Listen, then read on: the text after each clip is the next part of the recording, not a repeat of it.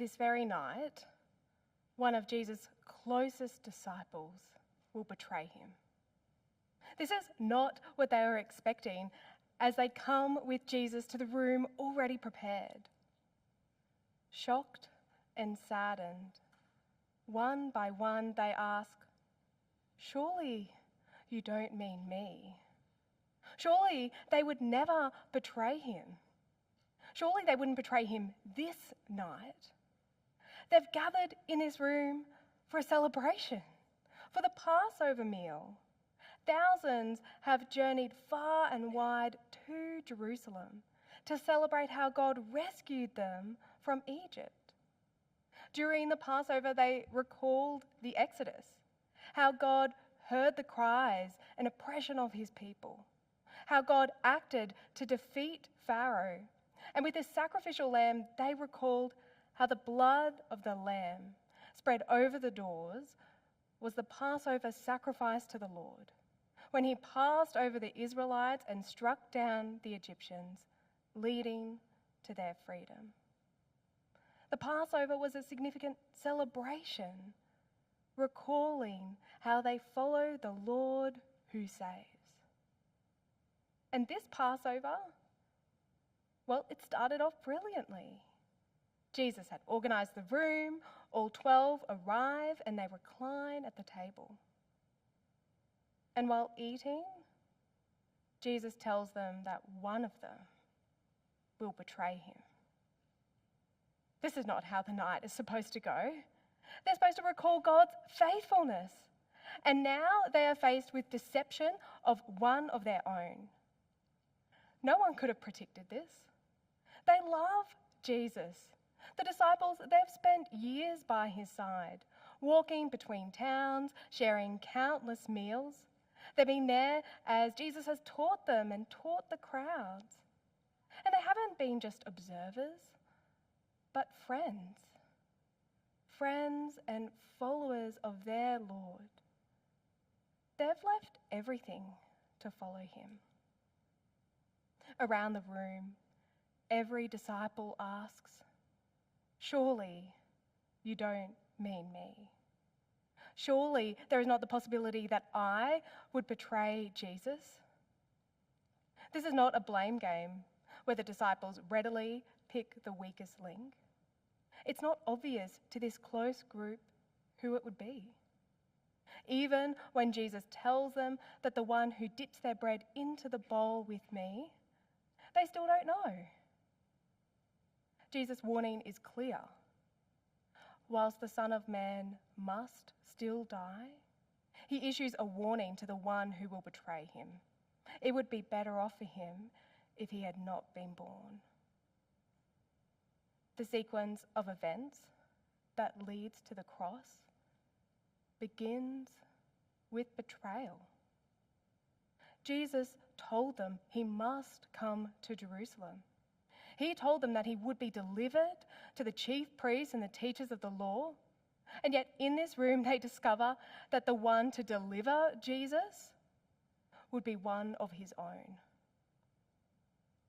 For Judas, Jesus' betrayer, Jesus' warning was not enough. He traded his own desires for the life of Jesus. He gained 30 pieces of silver in exchange for his Lord. When faced with the possibility of betraying Jesus, we can share the same question as the disciples.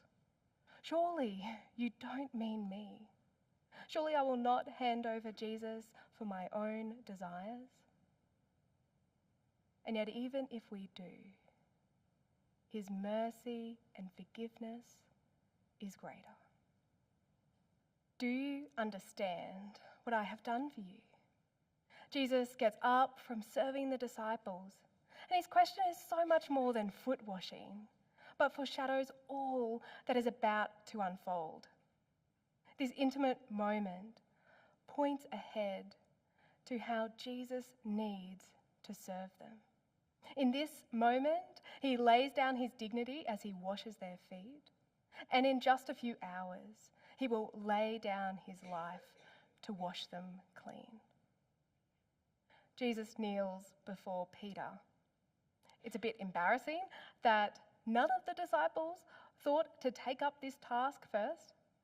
Washing feet was expected as a sign of hospitality, but it was a task that was reserved for the very lowest of slaves. And so when Jesus kneels before Peter with a basin and a towel in hand, Peter rejects Jesus serving him. "No, you shall never wash my feet." In effect, his refusal says, "My Lord, you shouldn't serve me. Jesus, you don't need to cleanse me." But he does. This isn't about dirt accumulated over a day, but about a deeper need to be cleansed from all sin. Jesus answered, "Unless I wash you, you have no part with me." As Jesus washes them, he points ahead that they need to be cleansed by him. Not, of course, by a simple foot washing, but by making the ultimate act of serving by laying down his life for them and for us. They can't do it alone. As much as they or we might try, we can't cleanse ourselves by our own effort. For Peter, it required vulnerability to accept that he needs Jesus to serve him. And for us, it requires vulnerability for us to accept that we need Jesus to serve us. And as Jesus foreshadows, his death will be how he will perfectly cleanse us from our sin. Jesus told Peter, "You do not realize now what I am doing, but later you will understand." Jesus knelt before every disciple and served even the one who would betray him. He, their teacher and Lord, was willing to humbly serve them in his life and with his life. And Jesus instructs the disciples to follow his example.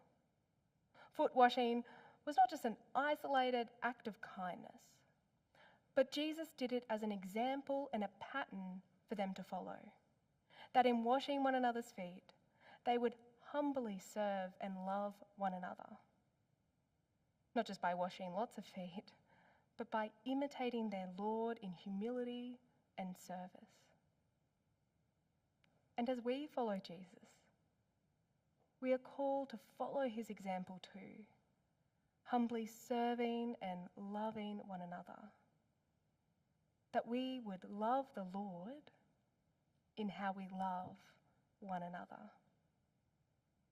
Tonight, we are reminded just how Jesus loved us to the end, and reflect in the tiniest of ways the way he laid down his life for us. Jesus now turns in anguished prayer to God. "Take this cup from me." Darkness has fallen and deep distress and trouble falls on Jesus. Jesus pleads, "Take this cup from me. Yet not what I will, but what you will." Jesus is not trying to find a way out, nor is taking the cup an easy thing to do. Jesus wrestles with the enormity of the weight that he is about to carry.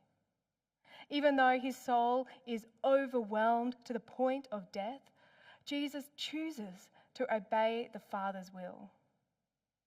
Jesus is not forced to do this, and he's not ignorant of what will follow. Willingly, he accepts the cup. The cup before him is the cup of God's wrath, God's just anger and judgment against all evil, all sin, all unholiness that has marred God's people and God's creation. As the prophets in the Old Testament foretold, This cup is full of all the sin and evil in the world. It is full of all the injustices of the nations, the corruption of rulers, the willful defiance of people against the Lord.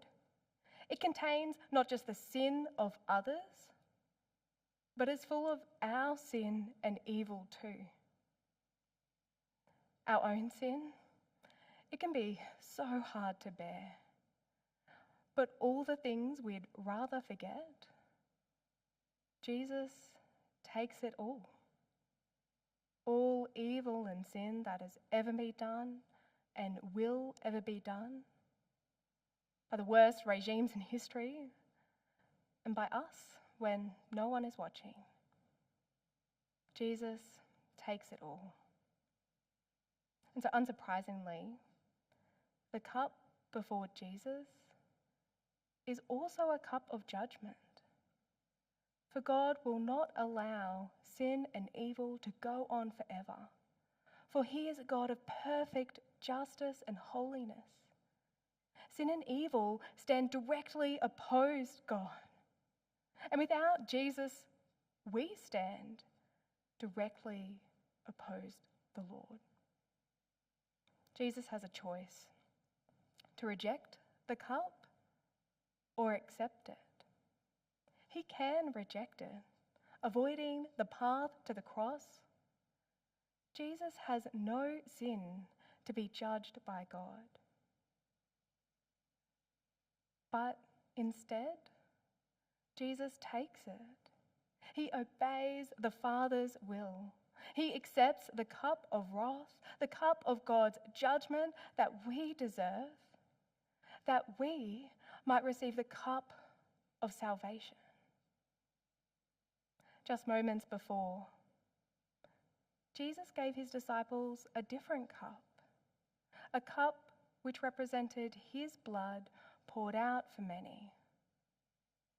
In accepting the cup of wrath, Jesus drinks the dregs of the full judgment of God. His path to the cross is set. And in his blood poured out on the cross, Jesus gives us forgiveness. He has taken on all our guilt and shame, all our sin and evil. There is nothing left for us to bear when we come to Jesus. So take hold of the cup that Jesus gives us, his blood poured out for us. For on our behalf, Jesus took the cup of wrath. In Jesus' hour of need, the disciples are asleep. Simon, he said to Peter, "Are you asleep? Couldn't you keep watch for 1 hour?" Jesus is deeply distressed. His death is approaching as he takes the cup of wrath. He asks the disciples just one thing: watch and pray. Watch and pray for their Lord while he accepts the task that no one else can bear. Watch and pray for their Lord as he comes face to face with all evil and suffering. And yet they fail. 3 times he finds them sleeping. There seems there's no excuse to be found. They did not know what to say to him. The disciples don't seem to fathom the weight of what is ahead. They don't seem to understand what Jesus is facing, how soon their time with him will be cut short, and what temptations they too will soon face. As sleep overcomes the disciples, Jesus is alone. There is no one else to rely on, to ease the burden, even to accompany him. And this is obvious on one level, for only God can do what Jesus is about to do. It's a lonely path to the cross. It's a lonely path to salvation. Jesus knows this. This is what he came for. This is the Father's plan, and there is no other way. We will never be able to plumb the depths of all Jesus bared for us. But we can see his absolute love for us in his resolve in this garden to go to the cross. When Jesus wanted their support the most, the disciples failed, but he didn't abandon them. It is clear that it's not the disciples' faithfulness to Jesus that saves them. It's clear that it's not our faithfulness to Jesus that saves us. It is only Jesus. Even when faced with all sin and evil, when betrayed and deserted, Jesus will not falter from God's plans. And Jesus will soon be more alone than he is now. His betrayer is about to arrive, and his disciples will scatter. All the evil forces seeking to entrap Jesus are about to be unleashed.